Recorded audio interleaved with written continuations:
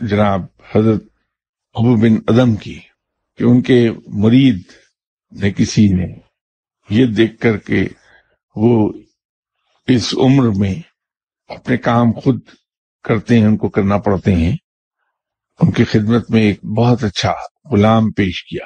حضرت ابو بن ادم بہت خوش ہوئے اس غلام کو دیکھ کے، وہ تھا بھی اسی قابل۔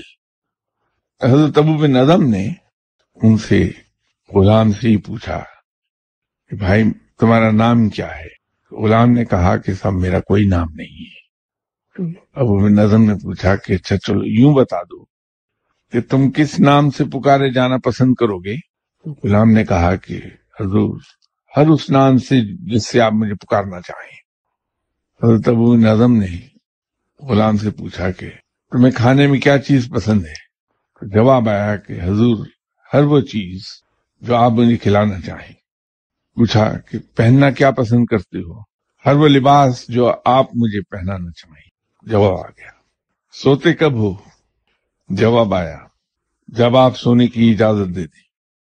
حضرت ابو بن ادم نے پوچھا کہ تمہاری اپنی بھی کوئی مرضی ہے؟ کہا کہ حضور میں تو آپ کا غلام ہوں، غلام کی کیا مرضی؟ حضرت ابو بن ادم نے چیخ ماری اور بے ہوش ہو گئے۔ تھوڑی دیر کے بعد جب ہوش میں آئے تو لوگوں نے پوچھا کہ حضور کیا ہوا تھا آپ کو؟ فرمایا کہ مجھے یہ خیال آیا کہ یہ غلام ایک اپنے ہی جیسے انسان کا غلام ہے اور اس کی بندگی کا یہ عالم ہے، نہ اس کا کوئی نام ہے، نہ اس کی کھانے میں کوئی پسند ہے، نہ پہننے میں کوئی پسند ہے، نہ آرام کرنے کا وقت ہے، نہ سونے کا کوئی ٹائم ہے، وہ تو سب میری ہی مرضی کے تابع ہے۔ تو میں کیسا غلام ہوں اپنے رب کا جو آقاؤں کے آقا کا غلام ہے اور پھر بھی اپنی مرضی کرتا ہے؟ تو بندگی کا معیار ٹوٹل سبمیشن ہے، ٹوٹل سرنڈر۔